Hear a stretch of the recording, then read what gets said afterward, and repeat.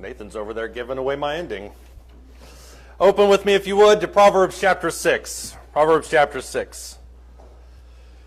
It is good to be with each and every one of you. We do have visitors in the audience, and as always, we want to make sure that you know that you are welcome here. Whether you're passing through, moving to the area, whatever your reason is for being in Greenville, we're happy that you're here. We're happier that you've chosen to worship with us this morning, as we are happy with every person that's been able to be with us here this morning. We've got a good crowd, and it's always good to worship with a good number of saints that are able to be out in this amazing weather. It was winter 2 days ago, and obviously we dipped into spring, and summer will come tomorrow.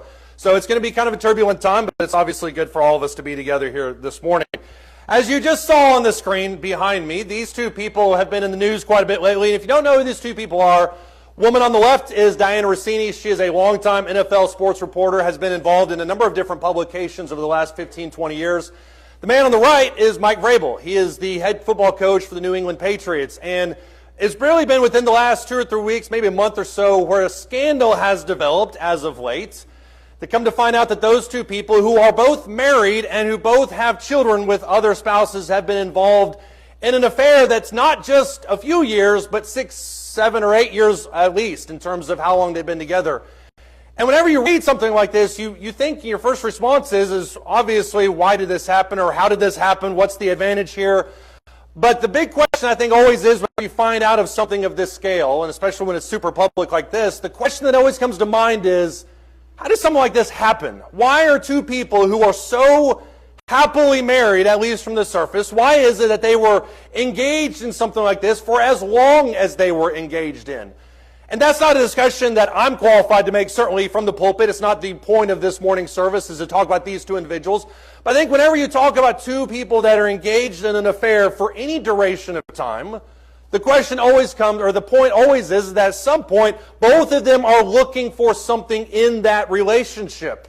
And when they come into that relationship, obviously all trying to get something out of it, but obviously what it boils down to is these are people that are looking for something short-term over something that is long-term. In other words, these are people that are not thinking too far into the future. They're thinking the next 10 minutes, they're thinking the next couple of days, and to them, that moment outweighs the long-term impacts of that type of situation.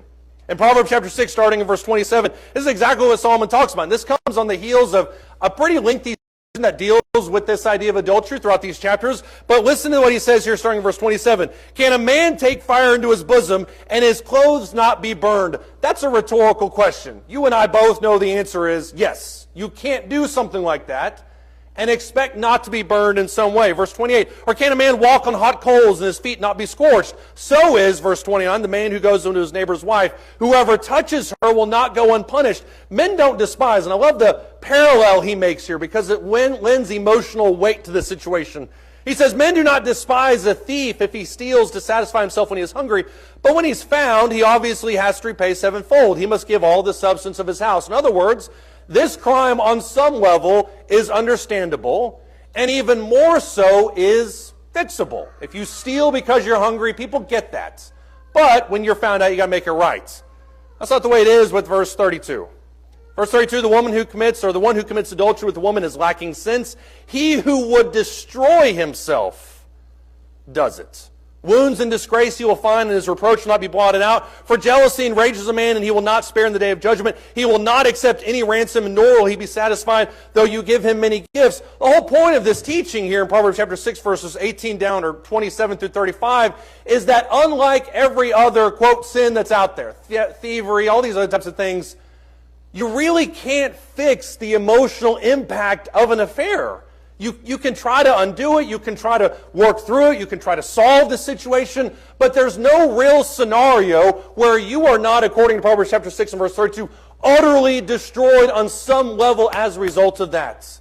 And so once again, that comes back to the original question is, why are two people who have so much to lose from this scenario, why did they engage in it in the first place? And the answer, as we just talked about, is because they were not thinking of the long term. It was this day, this night, this week, this month, whatever it is, and everything else falls on the backside of it.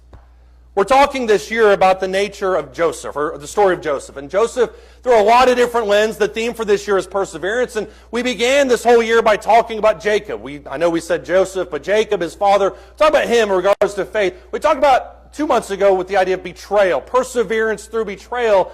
And today what we're going to talk about is Joseph through temptation. And so I would invite you to go back to Genesis chapter 39. This is a story that is very well known in regards to the story of Joseph, but it doesn't really form the central thrust of Scripture, if you will, when you look at this whole situation. A lot of times we focus on the other things that are taking place in Joseph's life.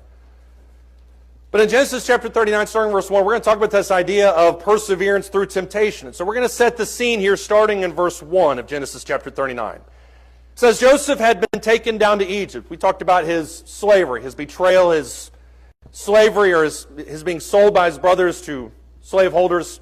Now he's in Egypt, verse 1. Potiphar, an Egyptian officer of Pharaoh, the captain of the bodyguard, brought him from the Ishmaelites who had taken him down there. And the Lord was with Joseph, so he became a successful man. And he was in the house of his master, the Egyptian. Now his master saw that the Lord was with him, and how the Lord caused all that he did to prosper in his hand. And so Joseph, verse 4, found favor in his sight and became his personal servant. He made him overseer over his house. All that he owned he put in his charge. It came about that from the time he made him overseer in his house and over all that he owned, that the Lord blessed the Egyptian's house on account of Joseph, and thus the Lord's blessing was upon all that he owned in the house and in the field. So he left, verse 6, everything he owned in Joseph's charge, and with him there he did not concern himself with anything except the food which he ate. This all seems like background information. We're going to talk about more here in just a second. But these verses in chapter 39, verses 1 through 6, set the scene for Joseph's argument that he's going to make a few verses later. Look in verse 7 now. I'm sorry, we got to throw in at the end of verse 6 that he was handsome in form and appearance. Yeah, we get it. Verse 7, it came about after these events that his master's wife looked with desire at Joseph, and she said to him, lie with me. Yeah, he refused, verse 8, and said to his master's wife, behold, with me here, my master does not concern himself with anything in his house, and he has put all that he owns in my charge. Therefore there is nobody greater, verse 9, in this house than I, and he has withheld nothing from me except you, because you are his wife. How then could I do this great evil and sin against God? Verses 1 through 6, we're going to talk about that more, color his explanation here in verses 8 and 9. Those feed into that. Verse 10, though, as she spoke to Joseph day after day, he did not listen to her to lie beside her or be with her.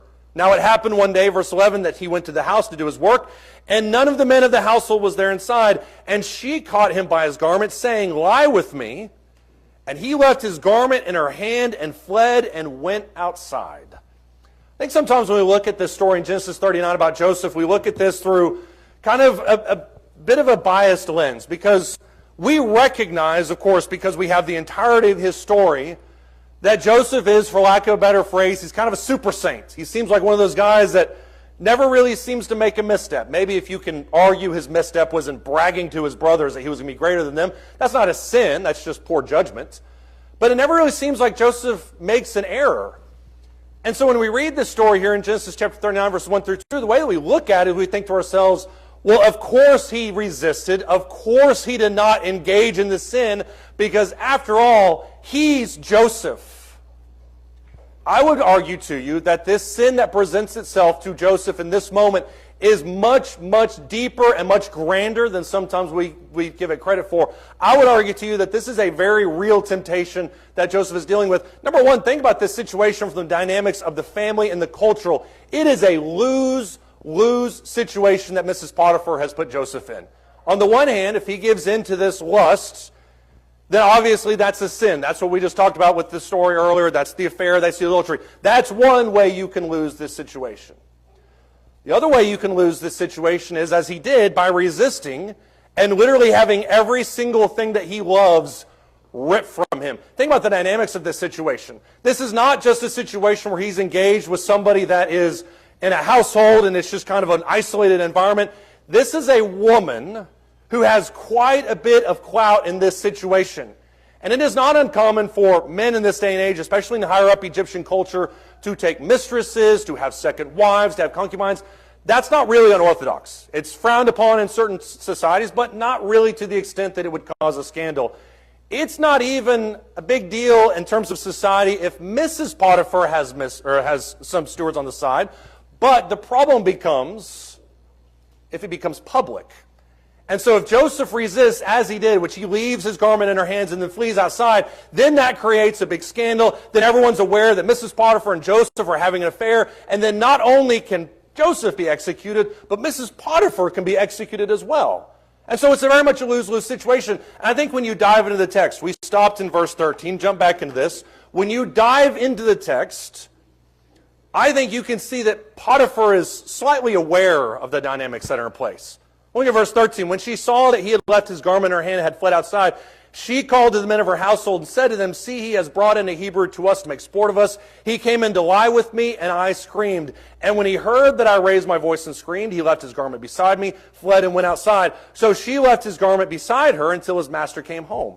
She then spoke to him with these words, saying, 'That Hebrew slave,'" so now you got that cultural situation, "which you brought to us," now you've got a direct accusation from spouse to spouse, "came into me to make sport of me, and as I raised my voice and screamed, he left his garment beside me and fled outside." Notice, if you will, the differences in the conversation. When Mrs. Potiphar describes the situation to the other people that are in the house, she uses certain words to describe what took place. When she says it to Potiphar, she makes the accusation both on a cultural level and in a marriage level. She's fully on the offensive. Potiphar, starting in verse 19, hears the words of his wife, which he spoke to him, saying, "This is what your slave did to me," and his anger burned. And as one commentator pointed out, it never says who his anger burned towards. You can argue that obviously from the text, his anger burns towards Joseph. I think you can make a pretty steady argument that his anger also burns towards his wife, burns towards himself, burns towards the situation. He's incensed about everything. And so then Potiphar, verse 20, does the unthinkable. In verse 20, Joseph's master took him and put him in jail, the place where the king's prisoners were confined, and he was there in the jail. Why is Potiphar upset about this? Why does his anger burn? Well, on the one hand, his wife was just caught with his personal valet. Regardless of what happened, that's a scandal. But number two, think about in the first 6 verses just how advanced Joseph was in this house. Potiphar is not just losing somebody like that. He's losing the COO of his household operations. He's losing the guy that ran the laundry. He's losing the guy that was his personal accountant. He's losing a guy that he trusted with everything. And so the situation in Potiphar's mind is that he has lost everything. And that situation, if it were true, if Joseph tried to rape Mrs. Potiphar, that is no question punished by death. Joseph doesn't do that, though. He ends up in verse 20 in a prison with other white-collar prisoners. And so it stands to reason that Potiphar, as he's examining the situation, understands Joseph, understands his wife, understands the situation, and he, by providence, puts Joseph in a scenario where later he can ascend to where he would eventually ascend. But this is a lose-lose situation for Joseph. He's caught with this woman who is throwing herself at him. If he accepts, he sins. If he loses, he dies. It's kind of a lose-lose situation in regards to this. Number two, 100% would have advanced his career. It wasn't until reading this through in these last few weeks that I really became aware of just what was at stake for somebody like Joseph in this moment. Because as Joseph has talked about in those first 6 verses, is attaining to the position that he attains to, he is the head over everything to the point that Potiphar does not even know what's happening in his house outside of the food that's on his plate. And so Joseph isn't just somebody who's managing in some micro affairs, he's managing all of them. And Potiphar isn't just some guy on the aristocratic rung, he is the captain of the bodyguard of Pharaoh. And so when you look at it through that lens, he is just a frisbee throw from where you will eventually end up to under the regime of Pharaoh. And don't you know that if Joseph advanced himself as he could have in this society, that Potiphar could have looked at Pharaoh and said, "You know what, this guy I got over here, he's really, really good at what he does. Maybe you should employ him in your service." And then Joseph leverages that to a position in Pharaoh's court. He's got his freedom. This situation, had he kept his mouth shut, 100% would have advanced his career if he were willing to go through with that. And number two, and this is arguably the most intense part of it, happened day by day. You look in Genesis chapter 49, verse 7 and 8, and it says specifically that this happened day after day after day. That doesn't seem like a big deal until you realize that the exact same phrase is used of Delilah towards Samson. That Delilah, day after day after day, went after Samson and wore him down to the point that he basically had no resolve yet. And the difference between somebody like Samson and somebody like Joseph is Joseph was able to maintain his integrity despite the consecutive onslaught of temptations by this woman. I would argue to you another thing. We've already talked about this a little bit, but think about the fact that Joseph had everything to lose by this. Think about where Joseph was at this position. And when you read these sections, it is marvelous to see the hand of God in this. Because as Joseph is sold into slavery, you would think, like most of us would, well, he's going to some field somewhere to labor, as the Hebrews later would in Exodus. It's not the case. He serves in the house. And already at that point, you're in the top 20, 30% of all slaves in the Egyptian culture. The fact that he's in the household. And then you have in verse 4 this development where now he becomes this trusted servant, personal valet. And this type of culture, as it would progress for quite a while afterwards, you have somebody in this position, you trust them with your life. This is the type of guy you have standing next to you while you sleep so that your enemies don't come in and kill you while you sleep. He's at that position. And number 5, he's the full house overseer. This guy has more wealth, more things to lose at this stage than arguably any of us will ever have in our entire life.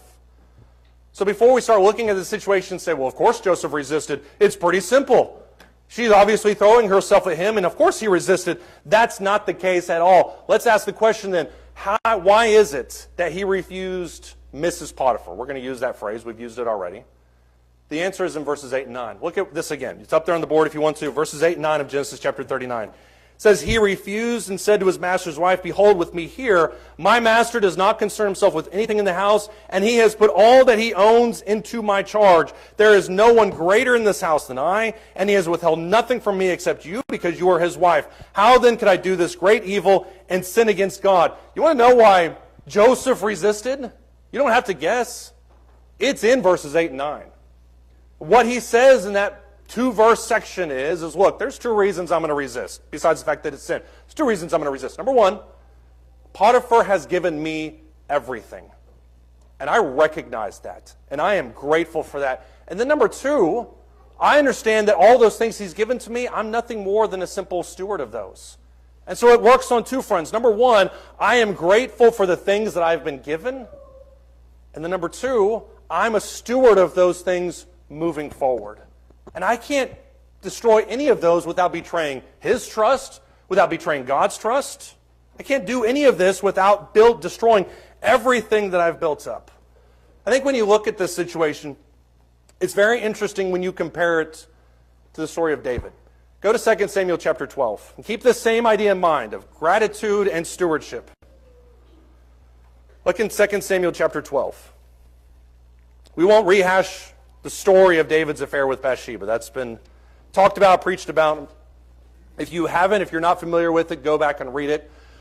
We won't even rehash the parable, because the first 4 verses of 2 Samuel chapter 12, he talks about this story. The story of the ewe lamb, the man who took the ewe lamb to feed a traveler. That's all in there. And David issues this judgment in verse 5. We'll talk about parables in our morning AM class, about the impact of parables. But the impact is very obvious here in verses 5 and 6. David's anger burned greatly against the man, said to Nathan, as the Lord lives, surely the man has done this, deserves to die. He must make restitution for the lamb fourfold, because he did this thing and had no compassion. That's exactly right, David. And it's funny that you should mention that. Because as he says in 2 Samuel chapter 12 and verse 7, you are the man. He doesn't say that the way that we tell each other they're the man. He says, you are this man. You are the man who did this. But notice what David brings out in verses 5 and 6. He talks about compassion. He talks about greed. He talks about theft. And so oftentimes in scriptures, when adultery is discussed, that's the word that's used. Lust, obviously. Affair, obviously. But theft. Listen to what Nathan says. It is I who appointed you, talking for God. It is God who anointed you king over Israel, and it is God who delivered you from the hand of Saul. God also gave you your master's house and your master's wives into your care, and I gave you the house of Israel and Judah. And if that had been too little, which if you underline or highlight, that phrase, if that had been too little, is really key to this text in my opinion. If that had been too little, I would have added to you many more things like these. On the contrary, verse 9, why have you despised the word of the Lord by doing evil in his sight? You have struck down Uriah the Hittite with the sword. You have taken his wife to be your wife. You have killed him with the sword and the sons of Ammon. Now therefore, verse 10, the sword shall never depart from your house. Because you've despised me, you've taken the wife of Uriah the Hittite to be your wife. There's that emphasis on theft once again. And thus says the Lord, behold, I will raise up evil against you from your own household. I will take your wives before your eyes, give them to your companion, and you will lie with your wives in broad daylight. Spoiler alert, he's talking about Absalom. That's exactly what Absalom is going to do 5 chapters from now. In verse 12, indeed, you did this secretly, but I'm going to do this thing before all Israel and under the sun. I find it fascinating what Nathan tells David here. Because Nathan could have very easily just walked into this situation and said to him, look, you and I both know what you did. Everybody knows what you did. Joab knows what you did. But he doesn't do that. What he does is he brings up this parable and he says, look, here's the situation. What would you say about this, David? And David says, this is exactly what I would do about it. And then Nathan, after he says, you are the man, comes back to him and says, I want you to think about this, David, really carefully. You took something that wasn't yours. And verse 8, if you had come to me, God says, and said, look, this just isn't enough for me, I would have given you more. But instead, you took the situation into your own hands. And you took things that didn't belong to you, and then you disgraced me in front of everybody. Think about all the people that David ran over in his pursuit of Bathsheba. Number 1 is Bathsheba. I don't think you can argue that.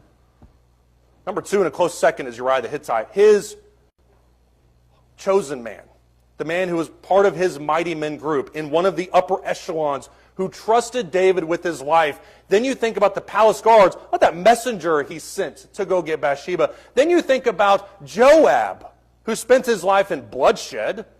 And Joab's thinking to himself, why is David asking about this? I guess he has a good reason. Think about all the people that David ran over to get what he wanted.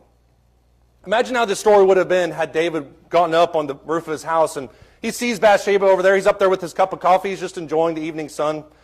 And he sees Bathsheba over there, and he says to himself, man, she's really pretty. But he then says, I've got a pretty wife at home.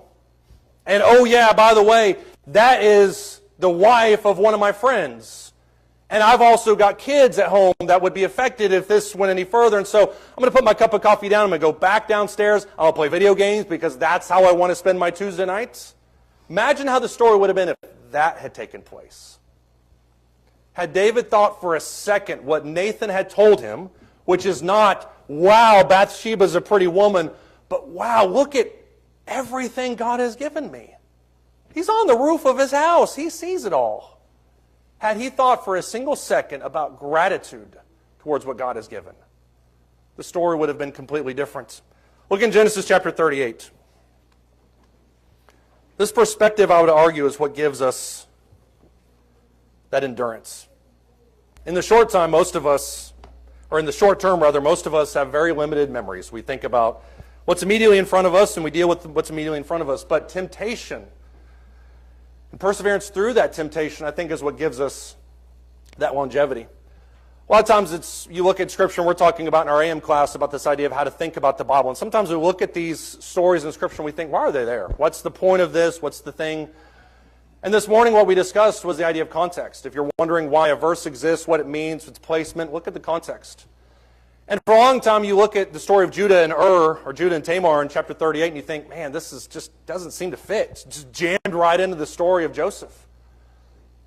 But notice that it's placed right before the story of Joseph and Potiphar as the counterpoint to what Judah does. And the story, if you're unfamiliar with this, leading up to verse 18 in Genesis chapter 38, the story essentially amounts to the fact that Tamar is the daughter-in-law of Judah, and after a series of very unfortunate circumstances to her husbands, she has not been given another husband, and so therefore has no offspring. And so she decides to take matters into her own hand. And then Judah, in chapter 38, starting in verse 12, this is where the story kind of intensifies. After a considerable time, Shua's daughter, the wife of Judah, died. When the time of mourning was ended, Judah went up to his sheep shears at Timnah, he and his friend Hira the Adullamite, and it was told to Tamar, behold, your father-in-law is going up to Timnah to shear his sheep. Judah, or Tamar, is the daughter-in-law that hasn't been given a spouse. Judah has just lost his spouse. So they're both kind of in emotional straits. Verse 14, she removed her widow's garments, covered herself with a veil, wrapped herself, sat in the gateway of Enaim, which is on the road to Timnah, for she saw that Shelah had grown up, and she had not been given to him as a wife. When Judah saw her, he thought that she was a harlot, for she had covered her face. So he turned aside to her. Why does he do that? The answer is in verse 12. His wife's dead. He's emotionally compromised, to put it lightly. Verse 16, turned aside to her by the road and said, Here now, let me come into you. For he did not know that she was his daughter-in-law. Tamar is playing a little trick. And she said, What will you give me, is that you may come into me? He said, verse 17, I will send you a young goat from the flock. She said, moreover, will you give a pledge until you send it? He said, What pledge shall I give you? And she said, Your driver's license. That's essentially what this amounts to. Your signet seal that identifies the exact family that you're a part of, and your cord and the staff that is in your hand. So he gave them to her, went by her, and she rose, or she conceived by him. Then she arose, departed, removed her veil, put on her widow's garments. Judah embarks in prostitution, which is condemnable by the old law that will come into effect with Moses. Even at this point, it shouldn't be done. He does it because he's emotionally compromised. He does it because he's distracted. Tamar is thinking, I need to have a kid now. So that's the whole situation there with her position. Verse 20, when Judah sent the young goat by his friend the Adullamite to receive the pledge from the woman's hand, he did not find her. He asked him in the place, saying, Where is the temple prostitute who was by the road at Enaim? He said, There's not a temple prostitute here. So he returned to Judah and said, I did not find her. Furthermore, the men of the place said, There has been no temple prostitute. Judah said, Let her keep them, otherwise we will become a laughingstock. After all, I sent this young goat, but you did not find her. Now keep in mind the story as it unfolds. Judah sends things to get his driver's license back. And they respond, Well, there's no temple prostitute here. And Judah in verse 23 says, Well, I guess the situation's solved. If we pursue this any further, I'm going to become a laughingstock, and I don't want that. Verse 24, Now it was about 3 months later that Judah was informed, Your daughter-in-law Tamar has played the harlot, and behold, she is also with child by harlotry. And Judah said, Bring her out and let her be burned. That's what you do objectively. It was while she was being brought out that she sent to her father-in-law, saying, I am with the child by the man to whom these things belong. And she said, Please examine and see, whose signet ring and cords and staff are these? And Judah recognized it and said, She is much more righteous than I, and as much as I did not give her to my son Shelah. He didn't have a relationship with her again. Judah should not have had a relationship with Tamar on any level. Whether you're looking at the situation as a prostitute, whether you're looking at the situation as a daughter-in-law, what he should have done at point A is given his other daughter or other son to her in marriage so that he could raise up children. That's what she wanted. But that's not what he was thinking about. And the death of his wife, as he's thinking of all these different situations, he's going on about his business, he encounters what he thinks is a prostitute, and they have a relationship which results in a son. And then later, as he's looking back at the situation, says, maybe I shouldn't have done that. Because now I am the laughingstock that I fear. Did you notice how that story in chapter 38 goes right in the story of Joseph in chapter 39? And Joseph, who knows better, makes the right decision. Had Judah looked at this situation honestly with this prostitute that he didn't know was his daughter-in-law, had he looked at the situation honestly, what he would have realized is, I have no business engaging in this relationship because I have perspective. It's not going to end well for me. It's not something that's going to enrich my life further. And yet that's what temptation really struggles with, isn't it? When we think about the nature of temptation, it's not just as simple as, hey, do this thing because you really like it. What you're essentially doing is exchanging the future for the present. And as Proverbs talks about, you're destroying yourself in the process. Joseph understood that. And Joseph was able to objectively look at this situation and realize two things. Number one, I am grateful for what God has given me. God has blessed me with an amazing life. And I don't care what your life looks like right now, I promise you it's way better than it could be. And so you think to yourself, I'm just really grateful for all the things that God has given me. Look at my beautiful family. Look at the fact that we have air conditioning in Texas. That's awesome. And number two, I'm going to look at those blessings. I'm going to be responsible for the things that God has given me. And in the face of somebody like Mrs. Potiphar, who offers me short-term enjoyments at the exchange of long-term satisfaction, it's not even close to being fair. Go back to Proverbs chapter 7. Proverbs chapter 7. We started with 6, we'll end with 7. It's really hard not to make a 6-7 joke right now, in case you're wondering. Proverbs chapter 7, starting in verse 6.